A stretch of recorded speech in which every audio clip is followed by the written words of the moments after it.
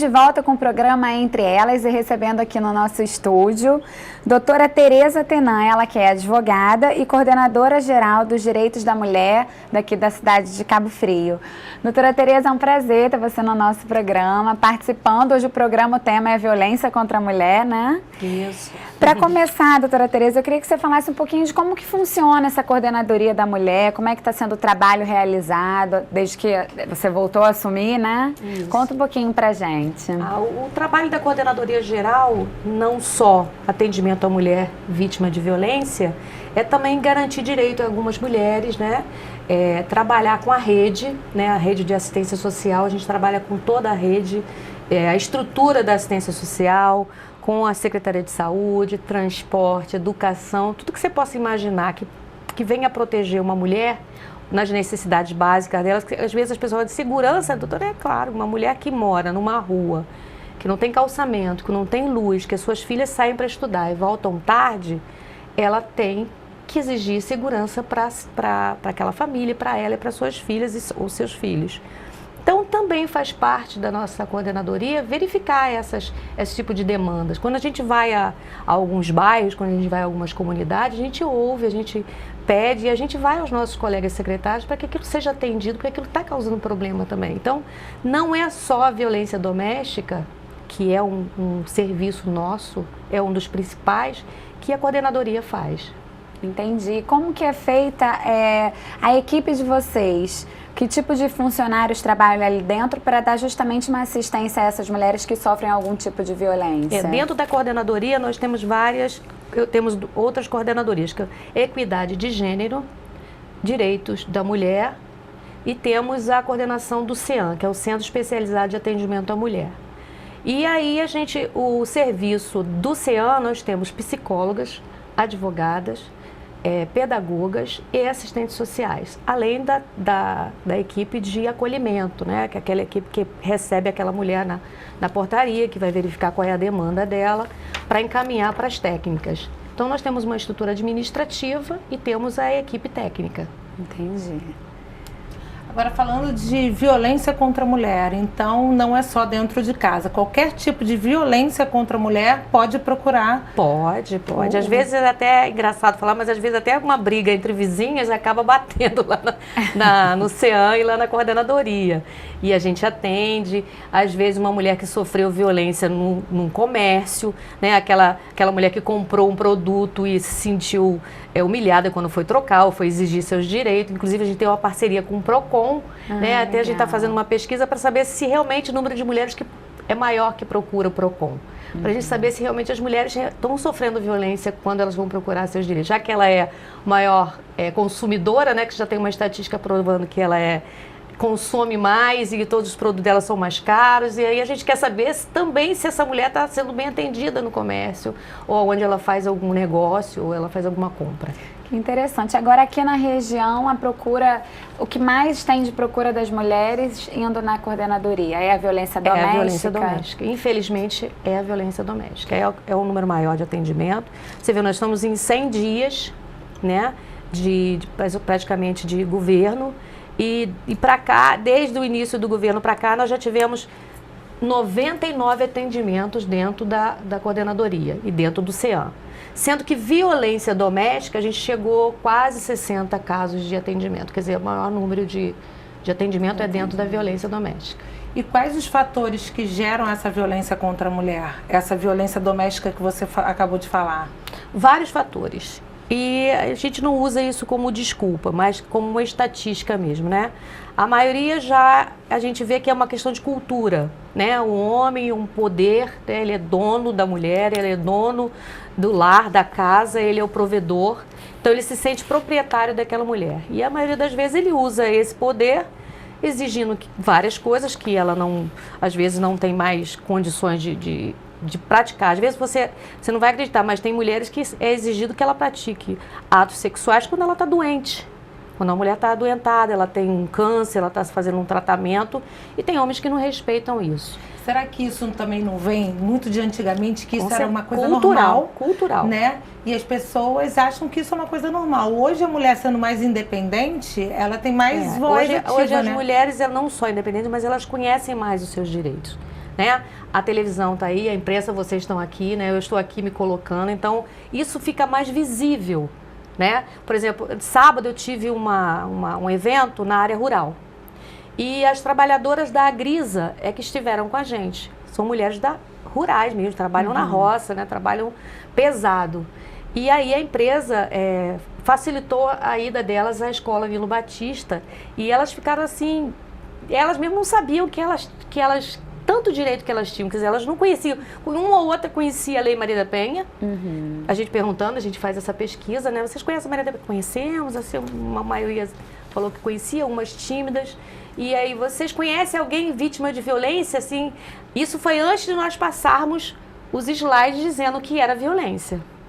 E aí ela, uma dizia, não conheço, a outra, eu acho que tem uma coisa assim meio, quando elas entenderam o que era de fato. Aí nós fizemos a pergunta, aí todas elas levantaram a mão que conheciam alguém. Porque quando você acha que violência sexual é só o homem e a mulher, né? Vamos aproveitar que a gente está falando sobre os tipos de violência. Fala pra gente, doutora, quais são esses tipos de violência contra a mulher? Pelo menos os mais comuns, né, infelizmente. Os que mais nos procuram é a violência física, que é aquela que é visível, né? Às vezes não tão visível, porque às vezes a mulher até anda com blusas e roupas assim que escondem aquelas marcas, né? Porque elas não querem que ninguém saiba que aquilo está acontecendo com ela. A maioria tem vergonha, acha que as pessoas não vão entender, elas se sentem culpadas com aquele ato até, às vezes elas se sentem que elas que provocaram essa situação. E a psicológica, que é uma das piores, porque é aquela que elas passam pra gente, doutora, essa não deixa marcas visíveis, mas a nossa alma, a palavra vive em frangalhos, vive em pedaços, né? Algumas usam umas expressões assim muito da terra delas, do local de onde elas moram. E a moral, que se confunde com a psicológica, a institucional também no trabalho, né? O assédio, às vezes até ela sofre a violência de um ex-companheiro, do atual companheiro que vai ao trabalho e faz com que ela até às vezes perca o emprego, porque fica assediando, fica procurando e às vezes ela não quer o contato com ele mais. E temos a sexual, que é aquela que o companheiro força que ela tenha relações sexuais, às vezes ela não está pronta, preparada, não quer, diz não sempre, ou às vezes não tem coragem de dizer não e se sentem violentadas. Essas são as principais. Entendi. A patrimonial nem se fala, né?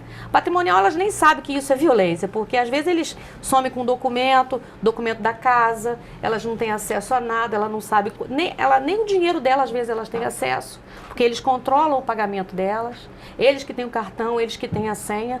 Fora aquela senhora, por exemplo, uma senhorinha que é vó, aí tem um neto que toma conta do dinheiro, pega empréstimo na hora que ela precisa comprar um remédio. Não tem, né? Muito. A pensão daquela senhora vai para administrar a vida de todo mundo, menos a dela. E aí a pessoa começou a se informar. O que ela precisa fazer? Procurar o centro de atendimento à mulher, para que ela... E eu vou ser muito franca a você, a maioria das mulheres que sofrem violência, elas não chegam aí à delegacia. Elas querem conhecer os seus direitos e elas querem, e às vezes até nós preparando para que ela tenha como, no futuro, tomar uma decisão. Mas às vezes ela não está pronta para aquilo, ela não está pronta, ela não tem liberdade financeira, ela não tem liberdade, ela não tem financeiramente, economicamente não tem ganho nenhum, ou se tem, não tem controle sobre isso, tem um monte de filho e depende totalmente do provedor. E vou dizer mais, existem mulheres que dizem assim, eu falei, minha filha, mas você não tem nenhum ganho? Ela, não. Quanto é que ganha seu marido? Ele ganha um salário e meio lá, trabalha de... Não quero falar dos pedreiros, mas vou dar um exemplo. Ele é pedreiro e não sei o quê. Quanto é que ele ganha? Um salário e meio, ganha tanto por semana, 300, 400 por semana. Eu falei, e você? Não faz nada, não trabalha? Não, eu não faço nada. Às vezes, eu faço assim umas empadinhas, vou vender na praia, quando ele deixa. Às vezes eu vendo natura, às vezes como?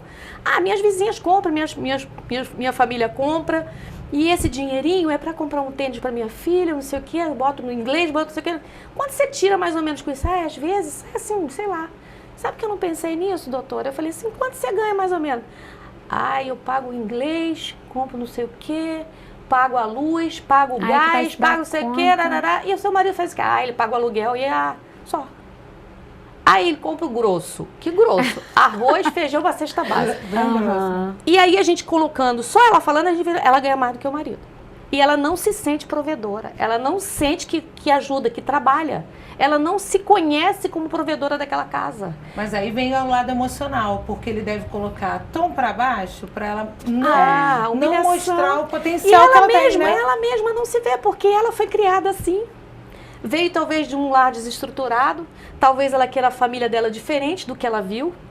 Então ela quer manter a família, quer manter o casamento. E muitas vezes ela deve achar isso uma coisa normal. Acha É natural. normal. Engraçado que em pleno século XXI ainda existem muitas mulheres se sujeitando, né? Sim. Você não tem noção de como elas são dependentes. Emocionalmente, financeiramente. E aí é o nosso papel. Minha filha, olha só, você ganha tanto, você tem condições, você não... seu marido só está pagando o quê? O aluguel? Ah, não, ele também constrói, compra o material, eu também compro, às vezes eu compro areia, eu compro cimento, não sei o quê. E ainda ajuda a construir o patrimônio. Entendi. E quando ele, às vezes, a casa fica pronta, ele resolve mudar de esposa e companheira e põe ela para fora. E como que funciona? Existe muito caso dessas mulheres que são expulsas de casa com seus filhos. E Aí- como que a aí coordenadoria pode socorrer, ajudar, dar assistência a De essas várias maneiras. mulheres? Se ela conseguir, se ela tiver coragem de denunciar essa violência na delegacia, nós vamos à delegacia, pedimos a medida protetiva e aí vai para o Ministério Público, a gente pede a medida protetiva, o afastamento dele do lar e o retorno dela para casa. Quando ele Isso colocou ela para demora? fora. Existe um processo? Isso pra depende isso? da urgência e emergência do caso, se ela não tiver para onde ir. E ela realmente não tiver familiares para a gente acolher até dar tempo. A gente realmente vai, às vezes não vamos nem à delegacia. Por exemplo, agora está em greve. A gente socorre do Ministério Público. E temos parceria com o Ministério Público e a Defensoria Pública, porque nós não podemos advogar para essa mulher. Entendi. Não temos pernas para isso que eu chamo, né? A gente não tem condições. E quem nos ajuda é a Defensoria Pública, porque a 99 não tem condições. Você Ali, não tem então, condições seria de... uma orientação, um primeiro momento de Isso, orientação, e isso. vocês encaminham E a gente pra uma dá toda a defensoria. estrutura. Nós temos mulheres atendidas há mais de 2 anos, que frequentam o CEAM há mais de 2 anos ainda em tratamento. É como se fosse um tratamento. Elas são ouvidas, elas vêm contar a demanda. Olha, doutora, às vezes eu já fiz isso, ó, já tirei cópia dos meus documentos todos, já tirei cópia disso, já Tudo fiz escondido, isso. né? Tudo Porque escondido, se ele souber, tudo dá um outro escondido. problema, Tudo né? escondido. É uma orientação que a gente faz para que ela também tenha tempo para pensar se ela quer aquilo, né? E a gente pede muito que seja sigiloso, que ela não se exponha, porque aquilo pode gerar uma violência muito mais grave e ela pode correr o risco de morrer, né? Virar um feminicídio. Né? Ao invés de ser só as agressões físicas e as verbais e a psicológica, porque a violência ela é um ciclo. Então ela começa com um xingamento, um tapa, e aí a coisa vai piorando, daqui a pouco ela ameaça ir embora, às vezes ela ameaça, ele vai, tem aquele susto, passa aquela fase, aí ele vira uma lua de mel, faz aquela fase de E lua de volta mel, tudo de depois novo. volta tudo, e às vezes muito pior do que antes, porque viu que ela não tomou atitude nenhuma, ele tem controle sobre ela o ama, depende dele, ela recuou, às vezes foi à delegacia, às vezes até tentar tirar a ocorrência. E aí ele cresce. Né? Aí é muito mais forte essa violência quando volta. E tem muitas mulheres que chegam a denunciar, né? Se encorajam, denunciam, mas aí a própria família fica pedindo para sim. tirar a queixa. Os E você pais- pode tirar a partir do momento que você chegou na Não. delegacia Hoje e não. denunciou. Porque antigamente no acho início que podia. podia. A lei mudou, ela não depende mais de representação, tanto que a gente fala que em briga de marido e mulher a gente Não, tem sim, que meter a tem colher que sim, meter. pode meter a colher sim, denunciar se você não tem coragem de ligar para 190, liga para 180. E conta, olha, minha vizinha está aqui, eu estou em tal lugar, 180, ela vai buscar ajuda para essa mulher, que é a Qualquer central. pessoa pode fazer uma Qualquer denúncia pessoa, para o próximo? Qualquer pessoa pode fazer a denúncia, qualquer pessoa. Sem precisar de provas. Sem precisar de provas. E aí, se chegar lá, o flagrante vai pegá-lo e vai prendê-lo na hora. Se não, a 180 vai me procurar, por exemplo, na minha região e vai pedir ajuda para aquela mulher. Ou então vai orientar para que levem essa mulher até a Tereza, até o CEAM, até a coordenação. Então, é assim que funciona. Quer dizer, tem vários caminhos para ela chegar até A gente falando de provas agora, eu pensei numa coisa. Sofreu uma violência sexual. Às vezes ela sai machucada, então que prova que aconteceu alguma coisa. E quando ela não sai machucada, Esse é o problema. como é que prova? Porque a palavra dela é contra a palavra a dele. prova geralmente é com parentes, com vizinhos, né? É o estado físico dela, mental dela, é o nosso relatório que vai ajudar. É o nosso atendimento que vai ajudar a Defensoria Pública e o Ministério Público. Tanto que, às vezes, quando chega um inquérito de denúncia de abuso psicológico, de violência psicológica, o Ministério Público pergunta se nós atendemos aquela mulher e se a gente tem o relatório.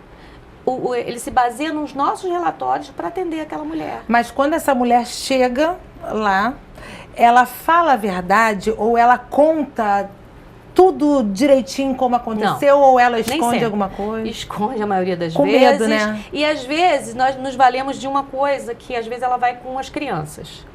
E aí nós temos as pedagogas que ficam ali com as crianças. A gente faz uma brinquedoteca, a gente tem um espaço e a criança fica conversando ali. Às vezes a criança é que nos conta realmente como é a violência e como ela vê essa violência. E ela não sabe que às vezes que é violência. Ela fala às vezes, aí sua mãe, como é que é, seu pai? Eles brigam muito, mas a minha mãe é chata, minha mãe enche o saco do meu pai, aí meu pai bate nela. Meu pai fala que ela é muito chata, meu pai fala que ela é feia, que ela é gorda, que ela não sabe cozinhar. Às vezes a criança é que diz tudo o que aquela mulher não tem coragem de confessar, o que a pressão psicológica que ela está sofrendo. Então a criança também já vai crescendo, sabendo assim, quando eu arrumar meu marido, eu vou ter que ser boazinha, eu vou ter que fazer tudo que ele quer, do jeito que ele quer. Essa criança também tem que ser cuidada e tratada. Agora, doutora, essas mulheres que chegam lá, e no caso de mulheres que são mães, em algum momento elas mesmo pedem socorro para os filhos? Ou ainda não? E eu vou dizer uma coisa para você. Às vezes, a mulher, e tem casos de mulheres que ela não sofre, por exemplo, Maria da Penha, ela não sofria violência doméstica. Quem sofria violência eram as filhas.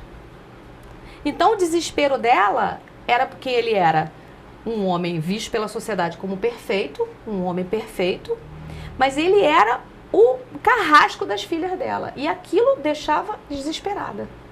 E aí ela só foi... E a tentativa dele matá-la por 2 vezes é que ela viu... Quer dizer, só depois que ela já estava em cima de uma cadeira ou em uma cama tetraplégica é que ela descobriu que ela era vítima de violência. Porque até ali quem sofriam eram as filhas. Ele nunca encostou um dedo nela.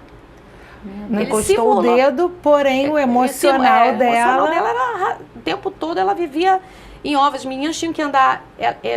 Ela diz até... Foi feita uma peça de teatro na escola, Nilo Batista, que foi assim, perfeita. A aluna era Maria da Penha, sendo entrevistada por um repórter. Você precisa ver que show que eles deram. A aluna contando... Ela era Maria da Penha, personificou emocionalmente a Maria da Penha falando. E ela parece que ela leu o livro, decorou o livro inteiro da história da Maria da Penha. Uma coisa muito real, né? Ela fala assim, ele achava que criança tinha que ser como adulto, não podia se sujar, não podia encostar a mão na parede, não podia ter gordura em lugar nenhum, as roupas tinham que estar impecáveis, engomadas e arrumadas. E elas não podiam chorar, elas não podiam encher a paciência dele, tinham que ter o espaço delas bem longe dele. Resumindo, não podiam ser crianças, Não podiam ser crianças. O papo está muito bom, mas a gente vai precisar dar uma paradinha para o comercial e a gente volta já já.